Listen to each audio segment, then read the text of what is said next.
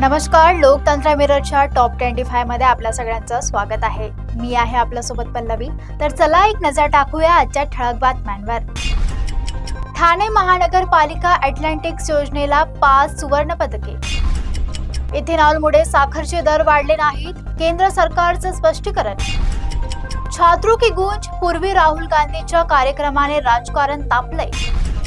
अक्षय कुमार 1 महिन्यात दुसऱ्यांदा पडता वाचला, बिघडले होते संतुलन. सातारामध्ये दूध संकलनात मोठी घट, 1.15 लाख लिटरचा तुटवडा.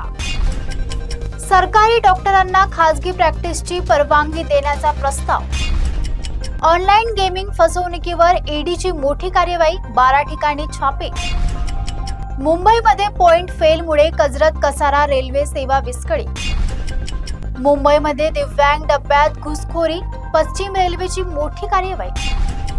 देशांतर्गत विमान प्रवासांच्या संख्येत 4% घट.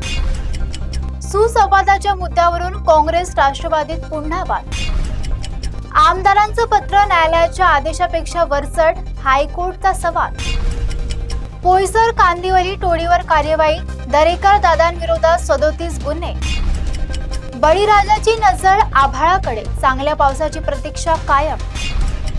भूतानमध्ये 7 खेळाडूंची दमदार कामगिरी, सुवर्ण पदकांची कमाई. महाराष्ट्रात नवीन पोलीस ठाण्यासाठी सुधारित नियमावली लागू. वैष्णवी हगवणे प्रकरणात आरोपी बंडू फाटक यांची सुटका. चंद्रकांत पाटील यांच्या कामाच्या लेखापरीक्षणाची मागणी. सोने चांदीच्या दरात वाढ, ग्राहकांना मोठा धक्का. गणेश उत्सवासाठी एसटी बसचं स्वस्त आगाऊ आरक्षण. आयफोनच्या नादात तिघांचा मृत्यू, डोंगरावरून पडून आई वडील मुलाचा अंत. सरकारी शाळांमध्ये 15,000 शिक्षकांची भरती होणार. संभाजीनगरमध्ये मालकाच्या आठवणीत कुत्र्याने अन्नही सोडलं. महाराष्ट्राच्या काही जिल्ह्यात विजासह जोरदार पावसाचा अंदाज. RSS कॅम्पमध्ये नेणार PMC विद्यार्थ्यांची सहल.